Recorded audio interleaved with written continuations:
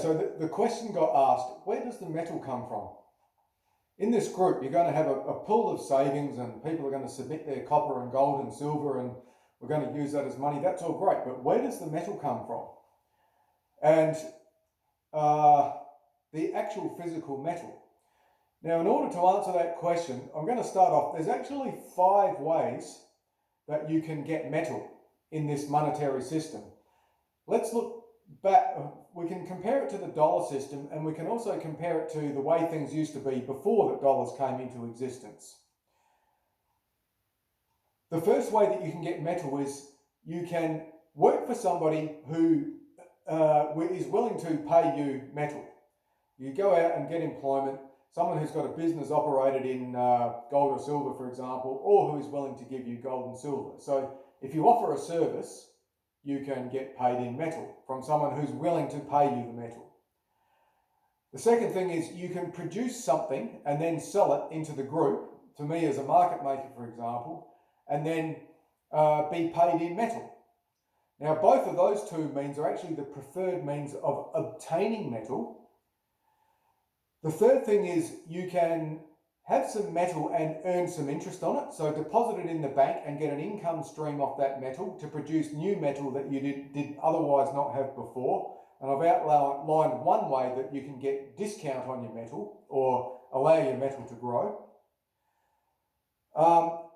A fourth way that you can get it is by mining or collecting scrap and having it refined and collected. An example of this is on the offer board. I offer a scrap selling service and a metal refining service. So if people have scrap metal, we can collect it and submit it to the scrapper and then procure gold or silver with it. Or in particular, a lot of people have quantities, small or large, of copper, silver or gold already in their possession. For example, people submit their scrap copper, which can then be converted into a monetary form. I've had people submit to me plated silver flatware and tableware, which the silver can be stripped off of and refined into pure silver for use as monetary form. Another way in particular is gold teeth, or dental gold, they call it. That can be refined. And we also have things like, particularly like jewellery.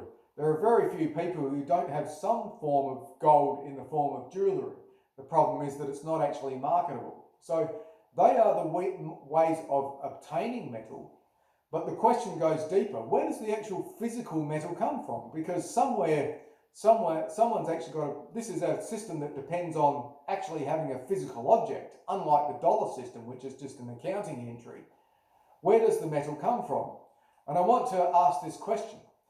We know that in China, for example, there was known to be millions, literally millions of tons of silver circulating. And silver used to circulate very widely throughout Southeast Asia, also through Europe and in most parts of the world. A second part of that is gold.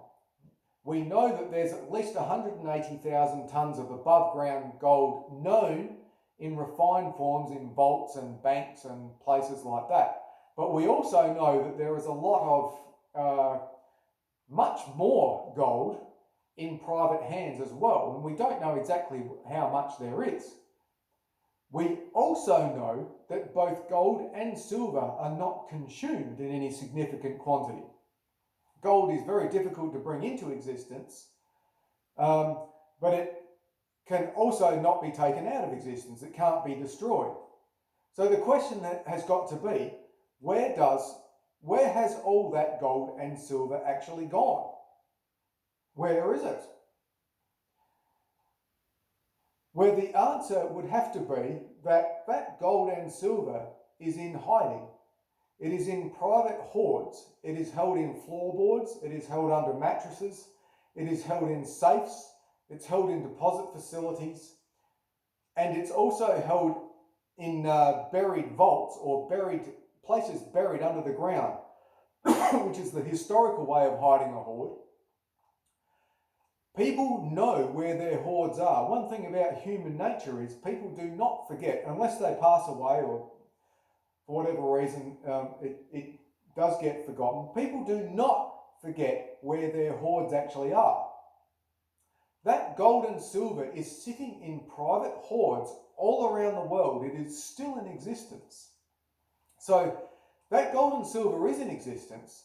The question is, how do we get it into our possession so we can actually use it for ourselves, excuse me, and to make trades with each other?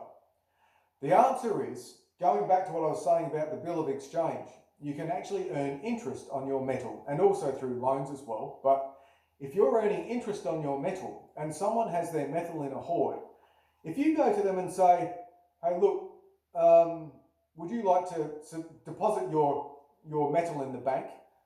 They're going to say no, because if they can't earn any interest on it, there's no reason for them to put it in the bank and have it circulating, as opposed to just keeping it under their control. They may not get that gold or silver back. Let's say, for example, you go to them and say, hey, look, give us your gold and silver and we'll give you 1% interest on it in 1 year's time. They might say, oh, well, yeah, I might consider it, but it's not enough interest. I'm still going to keep it in the hoard. You go to them and say, well, look, I'll give you 2%. They still say no. I'll give you 3%. They still say no. And the rate of interest, the offer on the rate of interest keeps increasing until it reaches a point. Let's take an arbitrary example, 8%. You say, look, I'll give you 8% in 1 year from now on your gold that you submit to the bank. All of a sudden the person says, yes, I will submit that silver to the bank. When that happens, that silver comes out of the hoard and into the bank or into private hands, where it then circulates to finance production and to finance activity within an economy.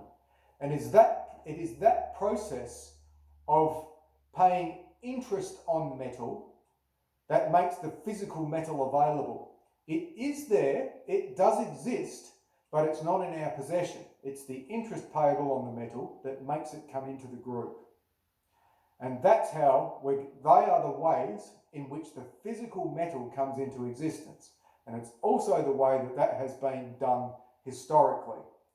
There is one last way that I mention it here that is still currently available, though it's not going to be available in future. That is the exchange of dollars for metal. You can still go down to the jeweler and certain places, mints in particular, to purchase gold and silver. That is still one point of contact with the dollar system that is tolerable for now. And in this group, metal is made available to new participants to start up an account. And also, members can sell metal to other members for cash dollars if they have a reason to relinquish that metal.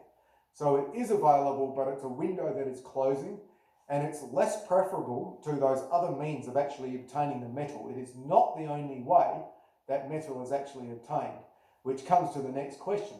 How did people get their metal? Before dollars were in existence, how did people get their metal? Because they didn't go to the mint to get to pay the mint dollars to get their metal. They brought in scrap metal, they went mining for it, and they also primarily traded goods and services in order to be able to acquire it. That was an excellent question, and that's some food for thought about the answer.